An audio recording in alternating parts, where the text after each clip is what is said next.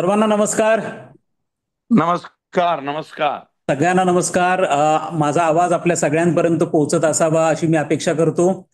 अ, उच्च आणि तंत्र शिक्षण विभाग महाराष्ट्र शासन यांच्या माध्यमातून आपण जो अभिनव उपक्रम गेल्या 2 महिन्यांपासून सुरू केलेला आहे, जो सह्याद्री शिक्षण संवाद या नावाने ओळखला जातो आणि संपूर्ण राज्यामध्ये हा शिक्षण संवाद आणि व्यासपीठ अतिशय प्रसिद्ध झालेला आहे. आणि अखंडितपणे आपण आजचा हा 11वं हे पुष्प आहे या व्याख्यानमालेचं. ही ऑनलाईन व्याख्यानमाला आहे आणि याचं 11वं पुष्प आज आपल्याकडे त्या सादर करण्यासाठी आपल्याकडे आज अतिशय महत्वाची व्यक्तिमत्व, एक अत्यंत उत्तम कलावंत, दिग्दर्शक, निर्माते, एक लेखक, एक उत्तम वाचक आणि सगळ्यात महत्वाचं म्हणजे वाचन संस्कृतीची धुरा किंवा वाचन संस्कृतीचा प्रवाह हा संपूर्ण राज्यामध्ये कशा पद्धतीने पसरावा, युवकांमध्ये वाचनाची आवड कशा पद्धतीने निर्माण व्हावी या दृष्टिकोनातून सातत्याने प्रयत्नशील असणारं आमचं अत्यंत आवडतं व्यक्तिमत्व, आपल्या सगळ्यांचे सुपरिचित असणारे प्रवीणजी तरडे साहेब आज आपल्याला आजच्या ह्या व्याख्यानासाठी इथं उपस्थित आहेत. आज तरडे साहेब संपूर्ण राज्यामधनं आज या ठिकाणी आपले सगळे शिक्षक बंधू भगिनी, प्राचार्य, संस्थाचालक, विद्यापीठांमधले कुलगुरू, उच्च शिक्षणाचे सहसंचालक, मंत्रालयातले अधिकारी, पत्रकार, जवळपास आता संख्या जी आपल्याला दिसते 457 जण आपल्याला संपूर्ण राज्यामधनं आज इथं जॉईन झालेले आहेत. मी प्रामुख्याने प्रवीणजींना हे सांगू इच्छितो की ह्या कार्यक्रमाचं किंवा हे व्याख्यानमाला आयोजित करण्यामागचं आपलं मुख्य उद्दिष्ट जे आहे ते या स्वरूपाचं आहे की राष्ट्रीय आणि आंतरराष्ट्रीय पातळीवरती उच्च शिक्षणाच्या क्षेत्रामध्ये ज्याही काही महत्वाच्या घडामोडी घडतात, या घडामोडी आपल्या मराठी भाषेमध्ये आपल्या सर्व शिक्षण क्षेत्रातल्या जे सर्व स्टेक होल्डर्स आहेत त्यांच्यापर्यंत पोहोचणं हे अतिशय गरजेचं आहे. त्यामुळे ह्या सगळ्या ज्या गोष्टी आहेत ह्या त्यांच्यापर्यंत म्हणजे अगदी ह्या मुंबई पुण्यापुरत्या मर्यादित न राहता आपल्या चंद्रपूर, बुलढाणा, अकोला, अगदी आपल्या मराठवाड्यामध्ये छत्रपती संभाजीनगर असेल, बीड आहे, परभणी आहे, उस्मानाबाद आहे, इथल्याही सगळ्या प्राध्यापकांपर्यंत या गोष्टी पोचल्या जाव्यात या दृष्टिकोनातून आपण या व्यासपीठाचं आयोजन केलेलं आहे. आणि मला अभिमानाने आपल्याला सांगावं असं वाटतं की यापूर्वी या व्यासपीठावरती जे सगळे नामवंत तज्ज्ञ आलेले आहेत आणि ज्यांनी आपली व्याख्यानं दिलेली आहेत त्यामध्ये डॉक्टर रवींद्र कुलकर्णी आहेत, doctor Manish Joshi secretary UGC आहेत, शिवाजी विद्यापीठाचे कुलगुरू डी.टी. शिर्के साहेब आहेत, त्याचप्रमाणे डॉक्टर संजय ढोले, डॉक्टर माळी जे एक्स व्हीसी होते, त्यानंतर आपल्याकडे डॉक्टर भूषण पटवर्धन पण येऊन गेलेत, आपल्याकडे डॉक्टर मधुरा वेलणकर या देखील या व्यासपीठावरती येऊन गेलेल्या आहेत, डॉक्टर सुभाष चव्हाण पण या व्यासपीठावरती आलेले होते आणि या सगळ्यांनी आपले व्याख्यानं या ठिकाणी दिलेले आहेत. अतिशय उत्तम पद्धतीने त्यांचं स्वागत संपूर्ण राज्याने केलेलं आहे. आणि हेच आपण जे आजचं सादरीकरण आपलं आहे ते आपण युट्यूब चॅनलवरती महाराष्ट्र शासनाचं उच्च आणि तंत्र शिक्षण विभागाचा अधिकृत युट्यूब चॅनल आहे, त्यावरती आमच्या डीएचईच्या वेबसाईटवरती देखील आपण ह्या सगळ्या गोष्टी अपलोड करत असतो. आज आपल्याकडे आणखीन एक महत्वाचं व्यक्तिमत्व आपल्या आजच्या ह्या सह्याद्री शिक्षण संवादाच्या व्यासपीठावरती आपल्यामध्ये सहभागी झालेले आहेत आणि ते आहेत पुणे विद्यापीठाच्या ऍडव्हायझरी काउन्सिलचे सन्माननीय सदस्य श्री राजेशजी पांडे साहेब. ते राजेश पांडे साहेबांचं अत्यंत मनपूर्वक स्वागत करतो सह्याद्री शिक्षण संवादाच्या आजच्या ह्या कार्यक्रमामध्ये. आणि मी पांडे साहेबांना आवर्जून विनंती करतो की आपण आज जॉईन झालेले आहात. आमच्या ह्या कार्यक्रमाचं स्वरूप साहेब असं आहे की आमच्याकडे एक वक्ता आहे आणि एक अध्यक्ष असतं. आम्ही आपल्याला विनंती करतो की आजच्या प्रवीण तरडे साहेबांच्या जे वाचन संस्कृती आणि युवक या स्वरूपाचं जे आज ते सादरीकरण करणार आहे त्याचं अध्यक्षपद कृपया आपण भूषवावं. आम्ही अत्यंत मनपूर्वक उच्च आणि तंत्र शिक्षण विभागाच्या वतीने आपलं देखील आज स्वागत करतो. आज या ठिकाणी सर्व सन्माननीय कुलगुरू, आमचे सर्व सहसंचालक, विद्यापीठातले विविध प्राधिकरणाचे सदस्य, संविधानिक पदावरती काम करणारे सदस्य, आमचे प्राचार्य, संस्थाचालक आणि शिक्षक बंधू भगिनी, त्याचप्रमाणे विद्यार्थी देखील. आज तरडे साहेबांची पॉप्युलॅरिटी एवढी जास्त आहे विद्यार्थी वर्गामध्ये, त्यामुळे आवर्जून ते देखील आज जॉईन झालेले आहेत. त्यामुळे या सगळ्यांचं मनपूर्वक मी स्वागत करतो. आणि मी आता तरडे साहेबांना विनंती करतो की कृपया आज आपण जो विषय निवडलेला आहे वाचन संस्कृतीची, वाचन संस्कृती थोडीशी कमकुवत किंबहुना लोप होत चाललेली आहे, ती वाचन संस्कृती महाराष्ट्रामध्ये पुन्हा एकदा कशी वाढावी, युवकांमध्ये पुन्हा एकदा कशी वाढावी या दृष्टिकोनातून यापूर्वी देखील आम्ही आपल्याला अनेक व्यासपीठांवरती ऐकलेलं आहे. आपण अत्यंत प्रभावी वक्ते आहात. मी आपल्याला पुन्हा एकदा विनंती करतो की आपण आमच्या ह्या सह्याद्री शिक्षण संवादाच्या व्यासपीठावर आपलं स्वागत करतो आणि आपल्याला विनंती करतो की आपण आपल्या सादरीकरणाला कृपया आरंभ करावा. प्रवीणजी दर्डे. अ, नमस्कार देवळानकर सर. आणि सर्वप्रथम इथं उपस्थित जे सर्व महाविद्यालयांचे गुरुवर्य आहेत, प्राध्यापक, प्राचार्य, सर्व शिक्षक यांना नमस्कार. तुमच्या सगळ्यांसमोर मी खरं तर बोलणं म्हणजे चितळेंच्या दुकानासमोर मी माझी स्वतःची भाकरविडी विकायला बसण्यासारखं आहे. त्यामुळं मी वाचन संस्कृती आणि युवक या विषयावर माझं म्हणणं मांडणार आहे, माझं मत व्यक्त करणार आहे. खरं तर you better understand your country Wien your youth is builder. तुम्ही तुमच्या देशाला त्याच वेळी चांगल्या प्रकारे ओळखू शकता ज्यावेळी तुमच्या देशातला तरुण बलाढ्य असेल. बरं, हा तरुण बलाढ्य असणं म्हणजे काय? त्याची चेस्ट, त्याचे बायसेप, त्याचे शोल्डर हे बलाढ्य असणं किंवा हे मस्क्युलर असणं म्हणजे देश बलाढ्य होतो का? तर तरुण या इथून बलाढ्य पाहिजे, मेंदूतून. आणि ज्यावेळी तरुण इथून बलाढ्य असेल त्यावेळी तो देश खऱ्या अर्थानं सकारात्मक होतो, पॉझिटिव्हली प्रत्येक गोष्ट घेतो. आणि positive thinking is our half victory. तुमचा विचार जर सकारात्मक असेल तर तुम्ही अर्धी लढाई तिथं जिंकता. मग बाकी तुमच्या बुद्धिमत्तेच्या जीवावर तुम्ही सर्वाय होता तो भाग वेगळा. त्यामुळं माझं असं स्पष्ट मत आहे की आज मी वाचन या विषयावर बोलू शकतो ते मी ज्या महाविद्यालयातून आलो, भारती विद्यापीठाचं यशवंतराव मोहिते महाविद्यालय. आज माझ्या त्या महाविद्यालयाचे प्राचार्य रणखांबे सर असतील आणि इतर सगळे मला घडवणारे गुरुजन सुद्धा इथं उपस्थित आहेत. त्या सगळ्यांना नमस्कार. देवळानकर सर, सर्वप्रथम तुमचे आणि उच्च व तंत्र शिक्षण मंत्री चंद्रकांत दादा पाटील यांचे मी आभार मानतो की मुळात असे उपक्रम घडतायत. कारण मागच्या 3 महिन्यात मी 5 ते 6 वेळा असं विद्यार्थ्यांच्या समोर वाचन या विषयावर बोलायला येतोय.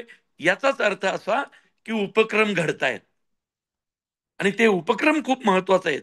आज जे या कार्यक्रमाचे अध्यक्ष आहेत राजेश पांडे सर, त्या राजेश पांडे सरांचाही आमच्या जडणघडणीत मोठा वाटा आहे. या माणसानेही आम्हाला समाजाकडे पाहण्याचा एक नवा दृष्टिकोन दिला. चळवळ म्हणजे काय, सामाजिक स्वास्थ्य म्हणजे काय, आपल्या हक्कांसाठी लढायचं म्हणजे काय, हे पांड्यांकडनं आम्ही शिकलो. त्यामुळे सर्वप्रथम या सर्वांचे आभार की तुम्ही बोलायला शिकवलं, तुम्ही विचार करायला शिकवलं, तुम्ही वाचायला शिकवलं. संत तुकाराम महाराजांचा एक खूप सुंदर अभंग आहे की कोणाच्या आधारे करू मी विचार, कोण देईल धीर माझी या जीवा, नाही शास्त्रज्ञ पंडित मी तर वाचक, याती ठाई शुद्ध भाव नाही. म्हणजे शास्त्रज्ञ आणि पंडित जितका महत्वाचा आहे या देशाच्या राज्याच्या जडणघडणीत, तितकाच महत्वाचा वाचक आहे. शास्त्रज्ञ आणि पंडित होण्यासाठी काही अटी आहेत, काही व्यासंग आहे. पण वाचक होण्यासाठी पुस्तक वाचणे या पलीकडे दुसरा व्यासंग नाही. वाचनाची परिभाषा सध्याच्या काळात बदलत चालली आहे. ती परिभाषा वेगवेगळ्या पद्धतीची असेल. म्हणजे कित्येकदा सोशल मीडिया, मोबाईल, व्हॉट्सअप याच्यावर सुद्धा आपण काही ना काहीतरी वाचत असतो. आता तुम्ही काय वाचता त्यावरूनच तुम्ही कोण आहात आणि काय घडणार आहात हे ठरतं. त्यामुळे व्हॉट्सअप सगळ्यांच्या हातात आहे, पण तुम्ही वाचता काय? कित्येक गोष्टी अशा आहेत की त्याला चाळणच लावली पाहिजे, पण ती चाळण तुम्ही लावता का? त्या चाळणीतनं जे पडलंय त्याच्याकडे सत्सद विवेक बुद्धीने तुम्ही पाहता की नाही? या सगळ्या गोष्टींवर तुम्ही काय वाचता आणि काय घडणार आहात हे ठरतं. व्हॉट्सअप विद्यापीठ एक नवं विद्यापीठ आहे. त्याच्यावर नको असलेल्याही गोष्टी येतात. जसं पुस्तकांमध्येही नको असलेली पुस्तकं काही कमी आहेत का हो? समाजामध्ये द्वेष पसरवणारी, जातीपातीत भांडणं लावणारी अशीही पुस्तकं आहेतच की आत्ता मार्केटमध्ये उपलब्ध, आणि ती विकण्यासाठी कित्येक लोक जोर लावून पुढे येत आहेत. पण आपण त्यातलं वाचतो काय, हे खूप महत्वाचं आहे. संत तुकाराम महाराज, संत ज्ञानेश्वर महाराज हे वाचण्याचे विषय आहेत हो. भगव्या कपड्यामध्ये गुंडाळून देवाऱ्यात ठेवलेत आणि मी रोज त्याची पूजा करतोय असं चालणार नाही. संत तुकाराम महाराज हा वाचण्याचा विषय. म्हणून तुकाराम महाराजांचा मी हा अभंग सध्याचे जे काही युवक आणि त्या युवकांना घडवणारे प्राध्यापक इथं उपस्थित असतील त्यांच्यासाठी मी सांगितला. कोणाच्या आधारे करू मी विचार, कोण देईल धीर माझी या जीवा, नाही शास्त्रज्ञ पंडित मी तर वाचक, याती ठाई शुद्ध भाव नाही. वाचण्या इतका शुद्ध भाव जगात नाही. म्हणून कदाचित माऊलींनी लिहिलं होतं, आणि ग्रंथोपजीवीये विशेषी लोकीये, दृष्टादृष्ट विजय होवावे जी. ग्रंथ लिहून जे जे उपजीविका करतात ते लोक विशेष आहेत. आणि ते विशेष काय आहेत? कारण त्यांनी कधी ना कधीतरी कुठल्या ना कुठल्या काळात लिहून ठेवलेलं. कुठल्या काळातला माणूस वाचेल हे सांगता येत नाही. काय हो, माणसं येतात जातात, रामकृष्ण हे आले गेले, त्याविनं जग का होसची पडले, ही परिस्थिती आहे ना. रामकृष्ण सुद्धा आले गेले, पण त्यांचे विचार पुस्तक रूपी ग्रंथांमधून ज्यांनी जिवंत ठेवले ते मोठे.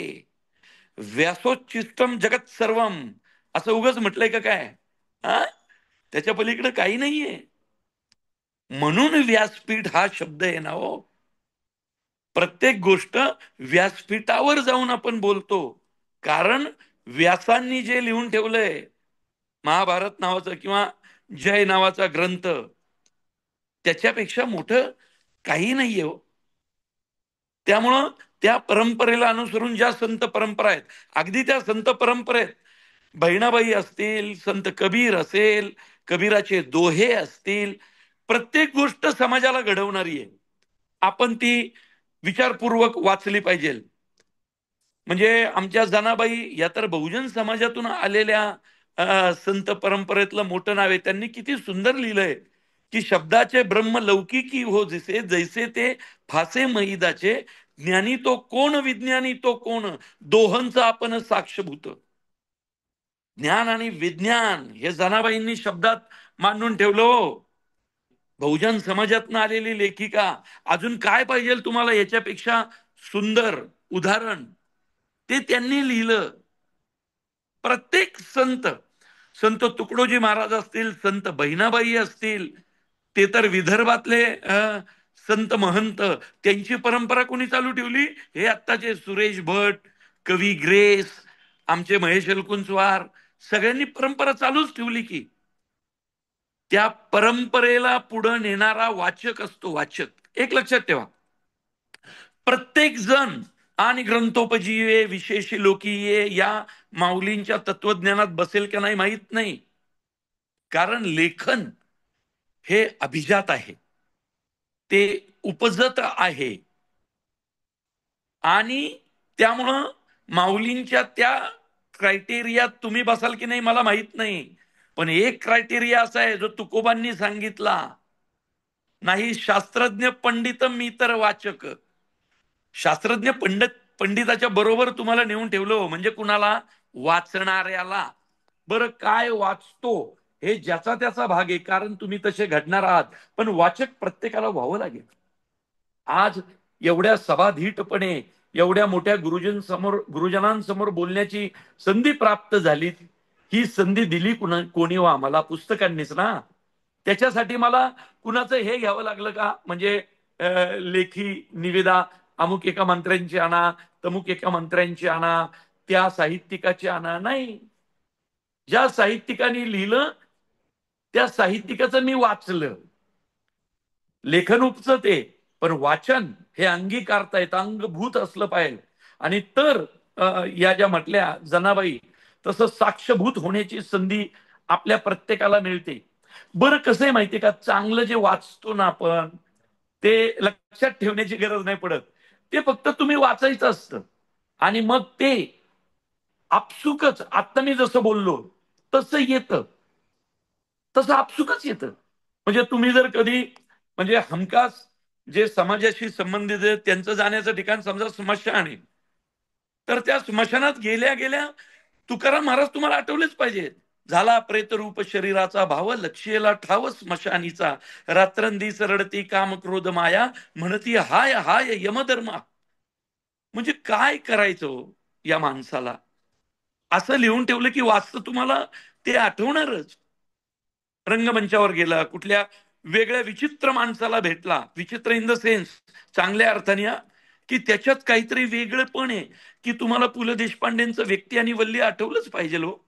हा, म्हणजे तुम्हाला जितका नामोपरीट महत्वाचा आहे, परोपकारी गंपू महत्वाचा आहे, सखाराम गटणे महत्वाचा आहे, तितकाच महत्वाचा बबडू पण असला पाहिजे ना हो. समाजामध्ये असे बबडू किती फिरतात आपल्या आसपास. फक्त ते वेगळ्या समाजाच्या स्तरातून आले, त्यांचा सामाजिक भौगोलिक परिचय वेगळा असेल, पण समाजातले असे बबडू आपल्याला पाहिजेत.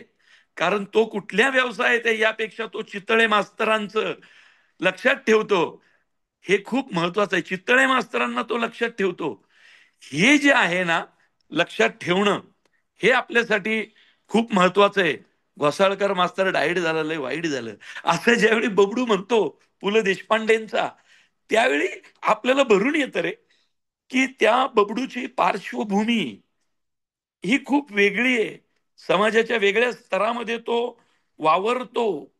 पण हा बबडू ज्यावेळी घोसाळकर मास्तर डायट झालं लय वाईट झालं रे असं म्हणून चितळे मास्तरांच्या कामासाठी काही पैसे खिशातून काढून ज्यावेळी पुलंना देतो, त्यावेळी त्याचं अस्तित्व खूप महत्वाचं वाटतं. मी मुद्दाम बबडूचं उदाहरण दिलं. मी सखाराम गटणे, परोपकारी गंपू यांचं का नाही दिलं? ते समाजाच्या चांगल्या अंगाशी सापडतात, पण बबडू हा समाजाच्या अशा विभागात राहतो, जगतो, की ज्या माणसांना मुख्य प्रवाहात आणण्याची गरज आहे. आणि ते त्याच वेळी येऊ शकतात ज्यावेळी पु ल देशपांडेंसारखा लेखक किंवा वाचक हा त्या समाजाकडं एका वेगळ्या नजरेने पाहिल. समाज वाचता आला पाहिजे. राजेश पांडेंनी आता पुणे पुस्तक महोत्सव घेतला होता. त्या पुणे पुस्तक महोत्सवामध्ये एक असं शिल्प होतं की त्या माणसाला चेहरा नव्हता, त्याच्या समोर पुस्तक होतं. त्याचा पुस्तक तो स्वतःचा चेहरा स्वतः वाचत होता. स्वतःला वाचता आलं पाहिजे. ज्या समाजातून आलो त्या समाजाला वाचता आलं पाहिजे. समाज वाचायला आपण शिकलो ना मित्रांनो, की मग मी जसा मुळशी पॅटर्न सिनेमा केला तसं होतं. मी ज्या भौगोलिक सामाजिक परिस्थितीतून आलो त्या समाजाला मी वाचलं, अभ्यासलं, आणि मग माझ्या समाजाचं दुःख मला मांडावं असं वाटलं आणि तो चित्रपट माझी ओळख झाला.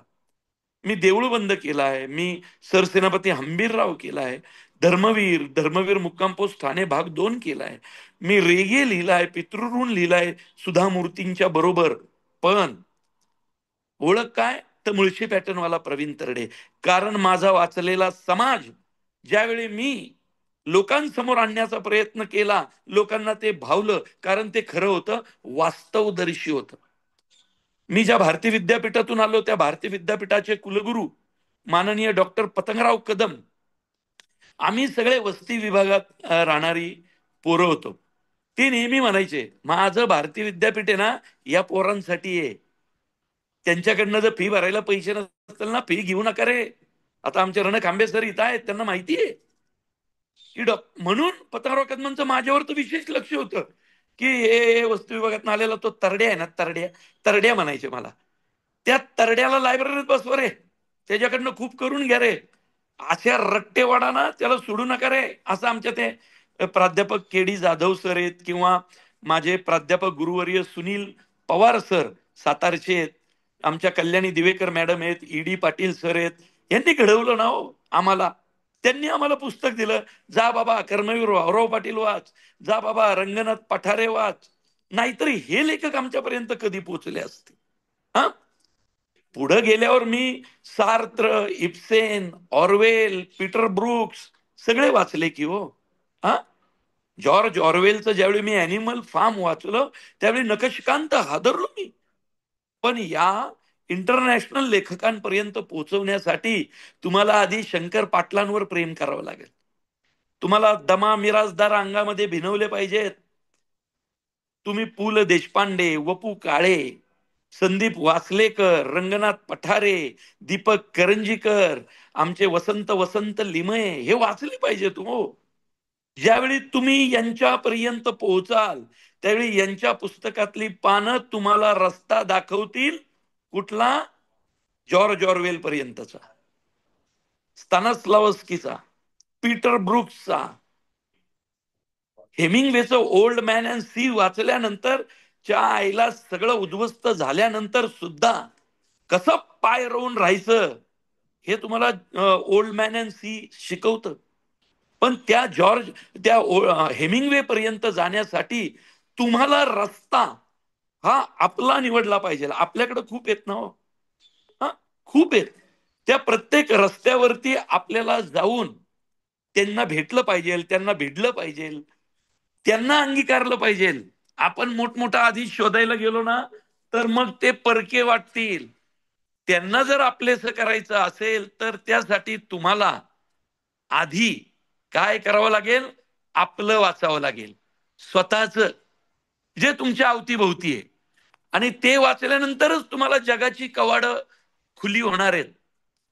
वाचनावरती प्रेम करा. मी तुम्हाला सांगू का, सगळ्यात मोठं उत्क्रांतीच्या याच्यात आपण काय मानतो? शेती, बरोबर? शेतीचा शोध लागला ही सगळ्यात मोठी उत्क्रांती आहे. पण तुम्हाला खरं सांगू, शेतीने आपलं पोट भरलं पण आपला मेंदू भरण्याचं काम पुस्तकांनी केलं.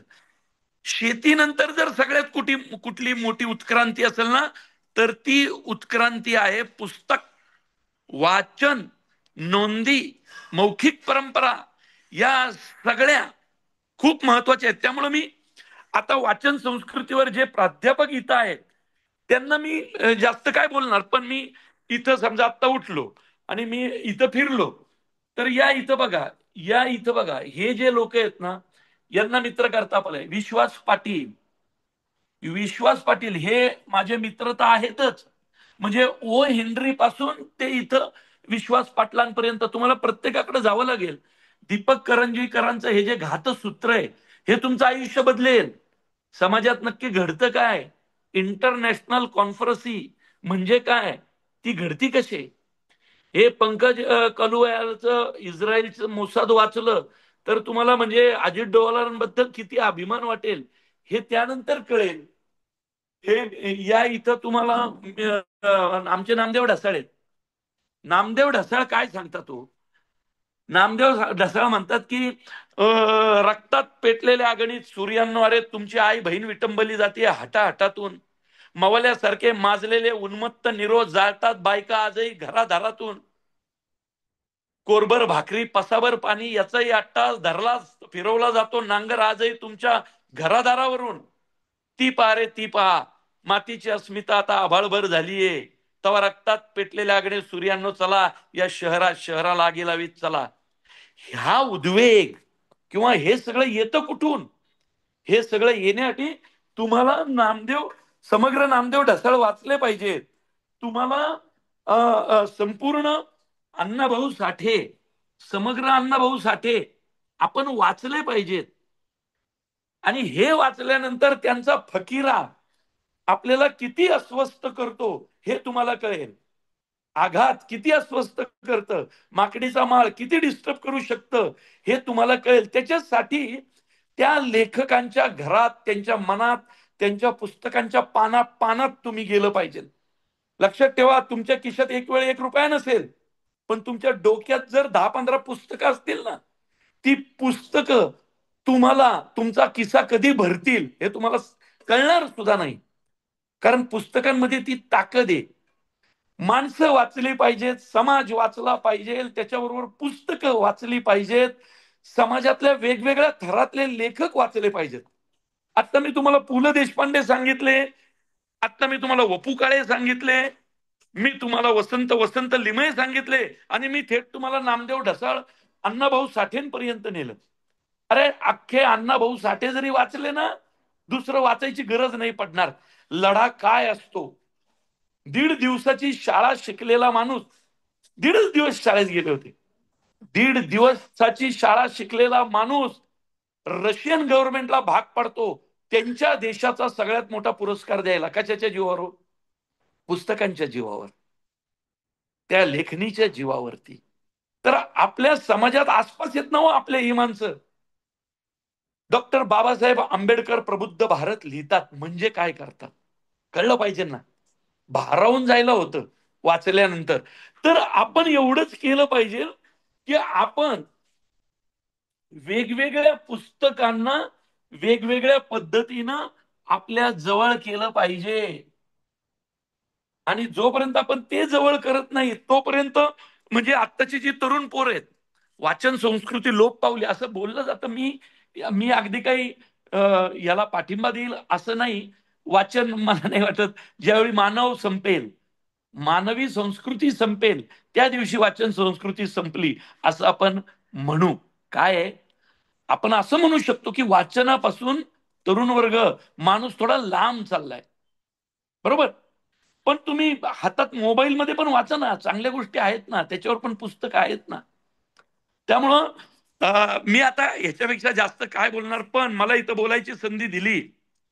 आणि आमच्या देवळानकर सर, मी खरं तुमचा आभारी आहे. माझं चंद्रकांत दादा हे उच्च व तंत्र शिक्षण मंत्री वगैरे सगळं ठीक आहे. ते आता मंत्री झाल्यावरच माणसं मोठी होतात अशातला काही भाग नाही. ते उत्तम माणूस आहेत. चंद्रकांत दादा माणसं वाचतात बघा. असे मंत्रीना मिळाले पाहिजेत. असे मंत्री मिळाले पाहिजेत, मग अशा ऍक्टिव्हिटी होतात. मग असे देवळानकर बरोबर इथे येतात. देवळानकरांसारखा माणूस इथं येण्यासाठी सुद्धा ती अभिरुची ओळखणारी माणसं पाहिजेत ना. राजेश पांडे ज्यावेळी विद्यापीठात येतात त्यावेळी क्रांती का घडती, कारण 35 वर्षापूर्वी रस्त्यावरती चळवळीत आलेला माणूस आहे. प्रवीण तरडेच बोलवा असं का वाटला हो, ग्रामीण भागातनं आमच्या भारतीय विद्यापीठातनं आलेला हा विद्यार्थी, तुम्हाला का वाटलं बोलवा असं? कारण माणसं आजूबाजूच्या माणसांना पारखणारी आहेत. तर अशी पारखणारी माणसं विद्यापीठात आहेत, म्हणून असे उपक्रम घडू शकतात. मी सदैव मी तरुणांसाठी वाटेल त्यावेळी वाटेल त्या ठिकाणी यायला पाहिजे. माझ्या शेतकरी पोरांसाठी तर कुठेही कुठेही. कारण का माहितीये का, कदाचित असं एक लेक्चर 20 मिनिटाचं 25 मिनिटाचं पिढी घडवू शकतं. कारण मला ना कुणीतरी एक पुस्तक सांगितलं होतं. माझ्या मते आमचे योगेश थत्ते म्हणून शिक्षक आहेत संघाचे, RSSचे. त्यांनी मला ना आपण सारे अर्जुन वाचायला दिलतं. त्यांची आई त्यांच्या घरात वाचत होती आणि मी ज्यावेळी गेलो त्यावेळी मला ते पुस्तक दिसलं. आणि त्यांनी मला हे पुस्तक गंमत म्हणून सुचवलं. माझं आयुष्य बदललं त्या पुस्तकाने. आपण सारे अर्जुन, वपू काळेंचं. No one create character greater than himself. स्वतःपेक्षा मोठी कलाकृती नाही या जगात. सगळ्यात मोठे कोण? आपण. अहम ब्रह्मास्मी, अहम ब्रह्मास्मी असं म्हणणाऱ्या समाजात, देशात आपण राहतो. आपली संस्कृती सांगते हो, काय सुंदर आहे. हा? अहम ब्रह्मास्मी असं आपली, मी ब्रह्म आहे, मी ब्रह्म आहे. आता काय ह्याच्यापेक्षा मोठी काय पाहिजे. त्यामुळं त्या पुस्तकाने मला सांगितलं, no one create character greater than himself. स्वतःपेक्षा मोठं काही नाहीये. मग मला स्वतःला मोठं करण्याचे प्रयत्न सुरू केले. आणि मला स्वतःला मोठं करण्याच्या या प्रयत्नात सगळ्यात पहिल्यांदा मला गुरु भेटला, तो पुस्तक. ते पुस्तक 100-125 पानांचं पुस्तक आहे. वाचायला घेतलं तर 3-4 तासात संपतं.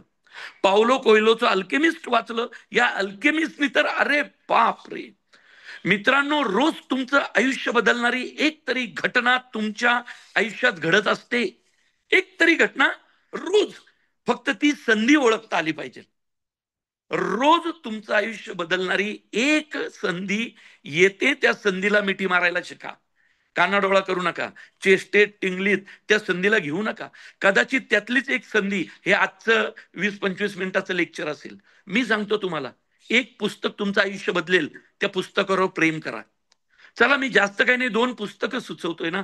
आपण सारे अर्जुन वाचा, वपू काळेंचं. अल्केमिस्ट वाचा, पावलो कोयलोचं. मराठीत त्याचं भाषांतर आहे, नागनाथ कोतापल्लेंनी केलंय. ही पुस्तकं का सुचवली? स्वस्त आहेत, 100-125 रुपयात येणारं पुस्तक आहे, 3-4 तासात वाचून होणारं पुस्तक आहे. पण त्या 4 तासानंतर तुमचं आयुष्य बदललेलं असेल, बदलून टाकेल. मग मी जी पुस्तकं जी दाखवली, अण्णाभाऊ साठेंचं फकीरा वाचा, ते फकीरा तुमचं जगणं बदलेल. वाचून तर बघा, पुस्तकांना मित्र करून तर बघा, मग कळेल. प्रत्येक शब्दांची रत्ने करुणी अलंकार तेने विश्वंभर पूजेला, असं संत तुकाराम महाराज का म्हटले ते तुम्हाला कळेल. अरे काय दरवेळी मोठ महागडे चंदनाचे हार, सोने चांदीचे हार तुरे घेऊन पांडुरंगाला पूजायची गरज नाही हो. 2-4 उत्तम अभंग लिहिले, त्यांचे वाचले तरी पांडुरंगाची पूजा केल्यासारखं आहे. आणि ती करा, ती करा, सगळं काही समृद्ध होईल. ओके. देवळानकर सर, माझ्या मते माझे 20-25 मिनिटं झालेले आहेत. तुम्ही मला इथं संधी दिली, त्यामुळे मी पुन्हा एकदा तुमचे आभार मानतो. आणि इथं जे कोणी उपस्थित गुरुवर्य, प्राचार्य, प्राध्यापक तुमच्या विद्यार्थ्याचं म्हणणं ऐकून घेत होता, त्या प्राध्यापकांना इथूनच माझा नमस्कार. तुमच्यामुळं मी आहे. हा, त्यामुळे देवळानकर सर, पांडे सर नेहमीच मोठी संधी देत आलेत. तुम्ही दिली त्याबद्दल धन्यवाद. धन्यवाद प्रवीणजी. हे 20-25 मिनिटाचं तुमचं आजचं हे प्रेझेंटेशन, हे अगदी सगळ्यांचीच इच्छा असेल की कधी संपू नये. अत्यंत प्रेरणादायी तुम्ही जे बोललात ते अत्यंत मनापासून बोललात. आणि खऱ्या अर्थाने ज्या व्यक्तींनी तो समाजात राहिला, ज्यांनी समाज पाहिलाय आणि ज्यांनी समाज त्यांच्या कलाकृतींमधनं त्या समाजाचं पुन्हा एकदा त्याला जन्म दिला आहे, अशा एक व्यक्ती की जो पुस्तकांच्या माध्यमातून एवढा मोठा झाला. आणि अगदी खरं आहे सर, आज आम्ही तुम्हाला जे बोलवलं आहे, आमच्या आज शिक्षणाच्या व्यासपीठावरती तुम्ही तुमच्या क्षेत्रामध्ये अत्यंत मोठं हे तुमचं नाव आहे, प्रावीण्य आहे. तुम्ही लेखक आहात, तुम्ही दिग्दर्शक आहात, तुम्ही कलावंत आहात, तुम्ही आता निर्माते झालेले आहात. हे सगळं असताना तुम्ही उत्तम वाचक आहात. हा सगळ्यात मोठी बाब आहे. आणि आज या वाचनाने माणूस काय होऊ शकतो, आज निश्चितपणे आम्हा सगळ्या गुरुजनांनाही वाटत असेल की प्रवीण तरडेंसारखा विद्यार्थी आमच्या सगळ्यांकडे असावा आणि तशाच पद्धतीने ही वाचन संस्कृती संपूर्ण राज्यामध्ये व्हावी. मित्रांनो, आपण मराठी भाषेला अभिजात भाषेचा दर्जा केंद्र सरकारने दिल्यानंतर आपण मराठी भाषेच्या संदर्भामध्ये महाराष्ट्रामध्ये युवकांमध्ये वाचन संस्कृती वाढावी या दृष्टिकोनातनं आपण विशेष व्याख्यान आयोजित करत आलेलो आहोत. त्या शृंखलेमधलं अतिशय महत्वपूर्ण व्याख्यान की जे त्यांनी अगदी मनापासून आपल्या पुढे मांडलं आणि किती उत्तम उदाहरणं दिली. पार आपल्याकडच्या सगळ्या मराठी लेखकांपासनं तर जे जागतिक पातळीवरचे लेखक आहेत यांच्यापर्यंतचा सगळा प्रवास अतिशय उत्तम पद्धतीने प्रवीण तरडेजींनी आमचा घडवून आणला. आम्ही तुमच्या अत्यंत मनपूर्वक या बाबतीमध्ये आभारी आहोत. आजच्या या कार्यक्रमामध्ये माननीय राजेश पांडे साहेब आपल्याला जॉईन झालेले आहेत. आपल्याला कल्पना असेल की पुणे ग्रंथ महोत्सव जो नुकताच पुण्यामध्ये दुसरा ग्रंथ महोत्सव पार पडला आणि ज्यांनी अनेक विश्वविक्रम हे मोडीत काढलेले आहेत आणि त्याचं संपूर्ण ज्याच्या आयोजनामागचे सूत्रधार जे होते ते सन्माननीय राजेश पांडे साहेब होते. मी आजच्या कार्यक्रमात पांडे साहेब पण जॉईन झालेले आहेत. मी त्यांना विनंती करतो की कृपया आपण आजच्या ह्या कार्यक्रमाचा अध्यक्ष समारोप करावा. माननीय राजेश पांडे साहेब. नमस्कार सर्वांना, मनपूर्वक नमस्कार. ऐकू येतं का देवळकर साहेब? व्यवस्थित व्यवस्थित सर, प्लीज गो अहेड. एकदम व्यवस्थित. मी थोडं प्रवासात असल्यामुळे व्हिडिओ मुद्दाम ऑन करत नाहीये, मी ऑडिओवर बोलतो.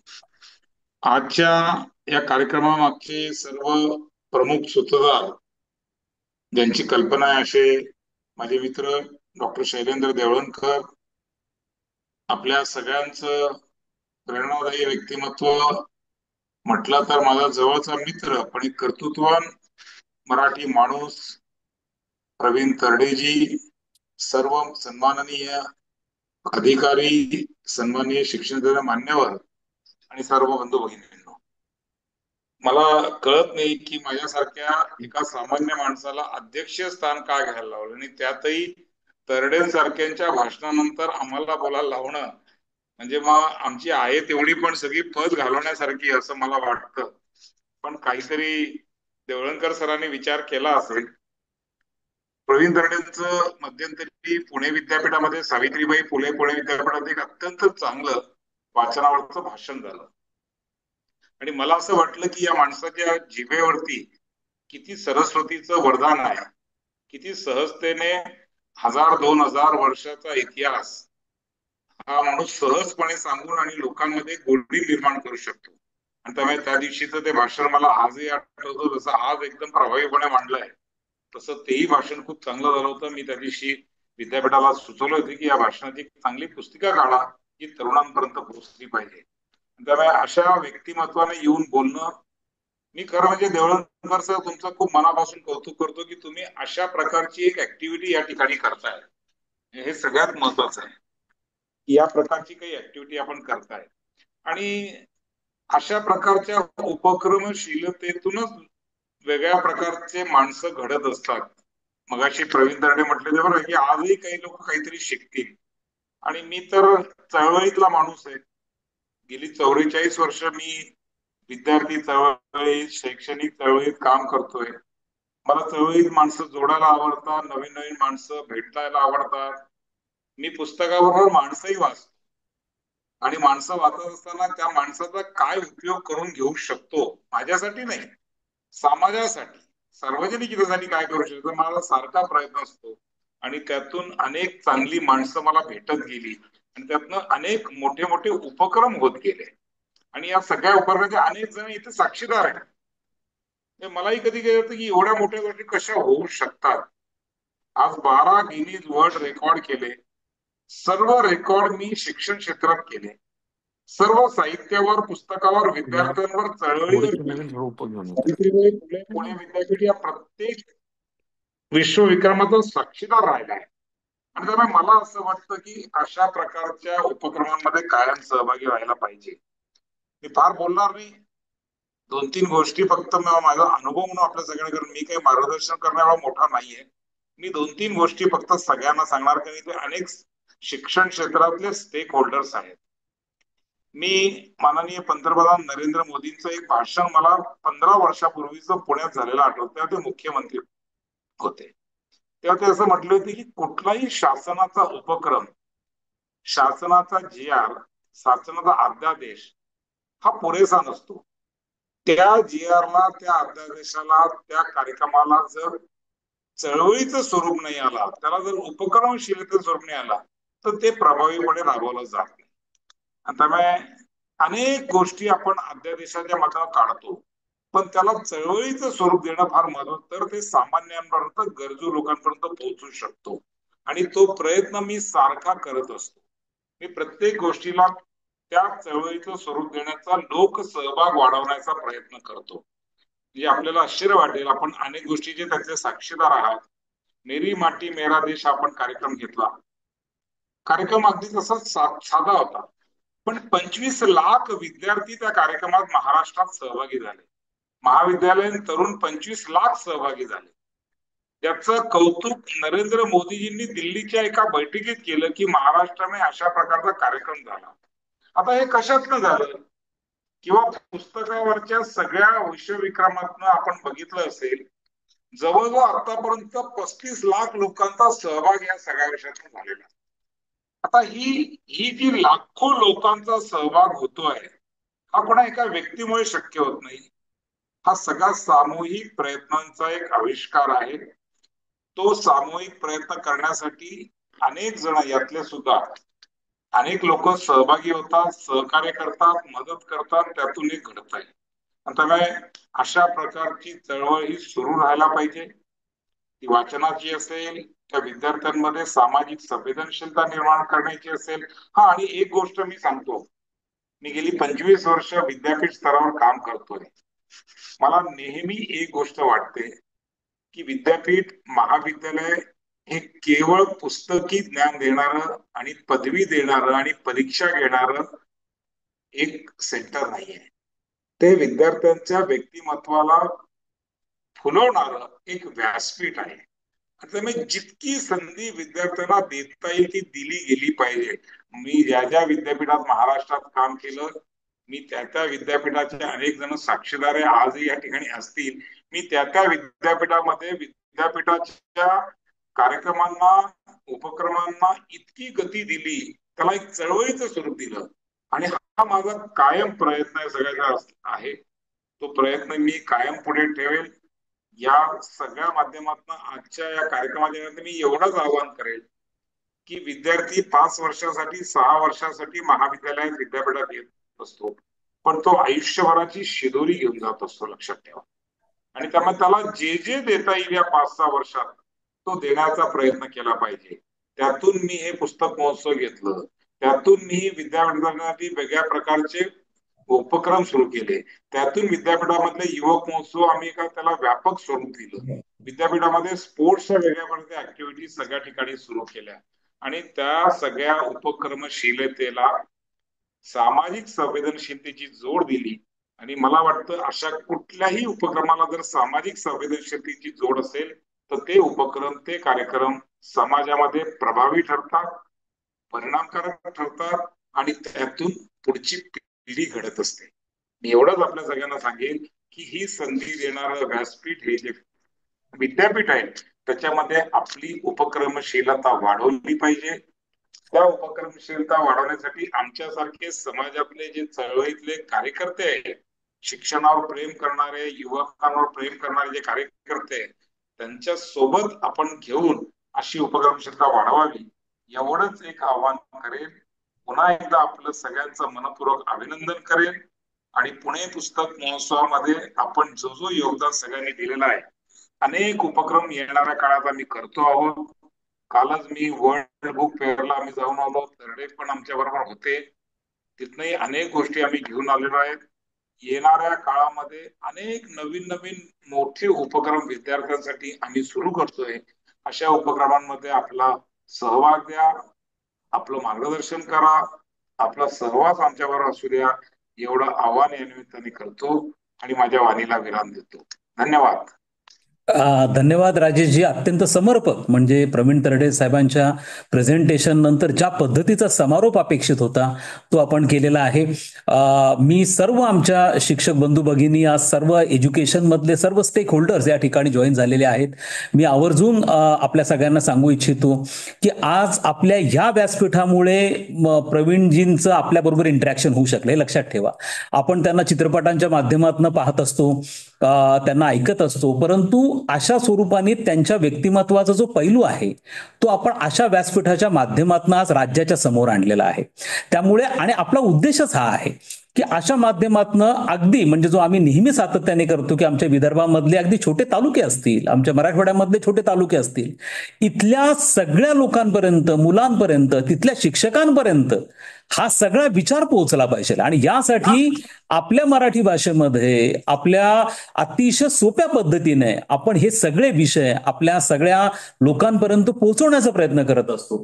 त्यामुळे मी आव्हान तुम्हाला सगळ्यांना करतो की असा जो प्रतिसाद, आज जवळपास 500च्या वरती इतके लोक वेटिंग मध्ये होतं, आम्ही नंतर युट्यूब लाईव्ह आम्हाला करावं लागलं, अशाच प्रकारचा प्रतिसाद द्यावा. विशेष करून याचं मुख्य जे प्रयोजन आहे ते विद्यार्थी वर्गासाठी आहे.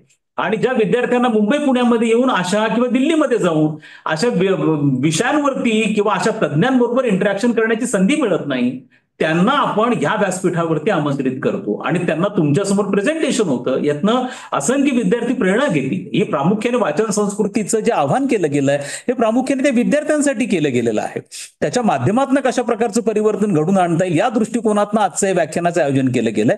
अशाच प्रकारचे आपली ही जी शृंखला आहे ही अखंडितपणे भविष्यामध्ये पुढे चालू राहील. त्यासाठी तुमच्या सगळ्यांचा सहभाग आणि सहकार्य हे दोन्ही आवश्यक आहेत.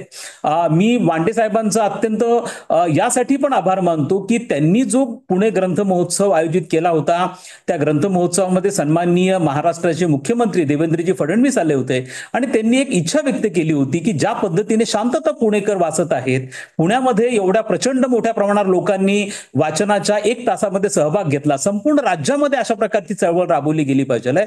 आणि त्याच्याकडनंच प्रेरणा घेऊन सन्माननीय उच्च आणि तंत्र शिक्षण मंत्री चंद्रकांत दादा पाटील यांच्या प्रेरणेने, निर्देशानुसार आम्ही वाचन संकल्प महाराष्ट्राचं हे अभियान राज्यात राबवलं. 1 जानेवारी ते 15 जानेवारी या काळामध्ये संपूर्ण राज्यामध्ये 5.5 लाख पुस्तकं विद्यार्थ्यांकडनं वाचली गेली. त्याचे रिपोर्ट्स आता आम्हाला यायला सुरुवात झाली. त्याचं परीक्षण विद्यार्थ्यांनी मोठ्या प्रमाणावरती केलेलं आहे आणि आमचं याच्या मागचं प्रयोजन असे आहे की हा संदेश हा सगळ्या राज्यभर पोहोचावा आणि या दृष्टिकोनातून आपण सगळे प्रयत्नशील आहोत. मी पुन्हा एकदा प्रवीणजींचं अत्यंत मनपूर्वक सह्याद्री शिक्षण संवादाच्या माध्यमातून उच्च आणि तंत्र शिक्षण विभागाच्या माध्यमातून आभार मानतो. सर, आम्ही तुम्हाला पुन्हा पुन्हा विनंती करत राहू की तुम्ही आमच्या व्यासपीठावर यावं आणि आज ज्या प्रकारचं एक चैतन्य तुम्ही आमच्या विद्यार्थ्यांमध्ये, आमच्या शिक्षक वृंदांमध्ये तयार केलेलं आहे, अतिशय अभिमानास्पद अशा स्वरूपाचे आहे. आज राजेश पांडे साहेब प्रवासात आहे, ते सातत्याने भारतभर फिरत असतात आणि अनेक मोठमोठ्या उपक्रमांचं, विशेष करून कन्स्ट्रक्टिव्ह ऍक्टिव्हिटीजमध्ये त्यांनी सांगितलं की कोणत्याही उपक्रमांना जर सामाजिक संवेदनशीलतेची जोड असेल तर तो उपक्रम अतिशय प्रसिद्ध होतो आणि ते अशा स्वरूपाचे उपक्रम गेल्या अनेक वर्षांमधनं हाती घेता आहेत आणि ते उत्तम पद्धतीने राबवता आहेत. त्यामुळे मी त्यांचे अत्यंत आभार मानतो की आज आपण सह्याद्री शिक्षण संवादाच्या व्यासपीठावरती आलेला आहात. आमचे सगळे कुलगुरू, आमचे विद्यापीठातले पदाधिकारी, माझे सर्व शिक्षक बंधू भगिनी, त्याचप्रमाणे आमचे विद्यार्थी आज मोठ्या संख्येने या ठिकाणी जॉईन झाले. माझ्या बॅक ऑफिसमध्ये प्रोफेसर मगर असतील, प्रोफेसर सिनलकर असतील, आज या ठिकाणी यांनी या सगळ्या आयोजनाची जबाबदारी घेतलेली आहे. पुन्हा एकदा पुढच्या शुक्रवारी एक नवीन विषय घेऊन, एक नवीन तज्ज्ञ घेऊन आपण पुन्हा या व्यासपीठावरती येणार आहोत. मी पुन्हा एकदा आपल्या सगळ्यांचे अत्यंत मनपूर्वक आभार मानतो आणि पुढच्या शुक्रवारी आपण सगळेजण भेटणार आहोत. तोपर्यंत सर्वांना नमस्कार.